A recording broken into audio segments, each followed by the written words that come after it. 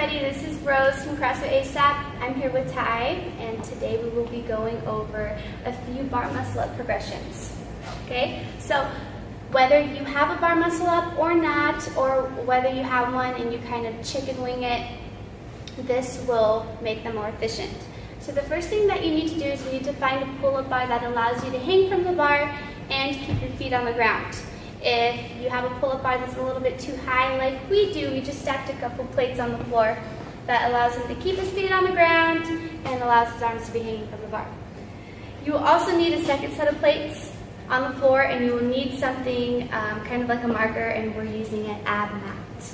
Okay, so Tyler will be hanging from the bar, and the first thing I'm going to have him do is walk his feet as far out as he can just to see how much extension he can get to. Okay, so that's about right here. So I'm going to set that ab mat right here. And we want to think about the marker or the, whatever you're using as a button. Okay, so Tyler will think of this ab mat as a button. So the first thing I'm going to have him do is I'm going to have him kick his dominant foot back. The reason why I'm having him do that is because I'm going to have him swing it and he's going to catch momentum. So he's going to swing his foot back, meet his other foot, and with his 2 feet, he's going to press down hard on the button. Okay, so it'll look like this. Good. Notice he's using that foot to swing it back, meeting his other foot in the middle and pressing hard on that button. That ensures us that we're getting full extension at the beginning of our bar muscle up. The second progression that we're going to do is an L-sit.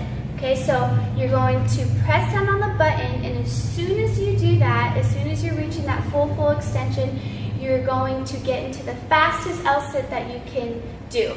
You also want to think about pulling down on the bar while you do that L-sit, and that will stop you from going vertical. So kind of like a pull-up kick would be more vertical.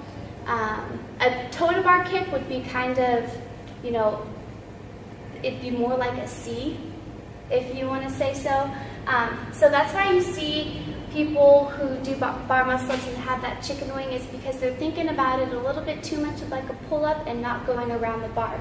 So pulling down on the bar while you're doing that quick L-sit will make sure that you're getting that C motion.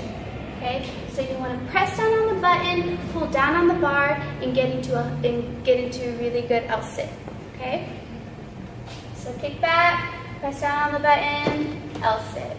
Good. Notice Ty is getting super high. If you're not pulling down enough on the bar, you won't be getting as high. But just think about pulling that bar down the whole time, and that will engage your lats through the whole entire movement. Okay, so first things first, press the button, do your L-sit, and then in a perfect world, you're ready for your bar muscle up. Okay, so his hips are already pretty much to the bar. Many people won't be able to, pull down or get as close to the bar as Tyler. So if you're not able to do that, you will just need a tiny bit of a hip hop once you get to that point. I like to just think of the hip hop as the same hip hop that I'm doing on my kettlebell swing. And once you do that, you're just going to think about not really pulling like a pull-up, like I said, but just hinging at the hips over and then dipping out at the top of your bar muscle up. So we'll go over through all the progressions one more time, and then we'll go for our bar muscle up. Okay, so kick your foot back. I want you to press down on that button. Good. Now we're going to press down on the button and do the L-sit. High L-sit, good. Again, remember to pull down on that bar, and let's go for our bar muscle up. So kick your foot back, press down on the button, hip hop. Good job.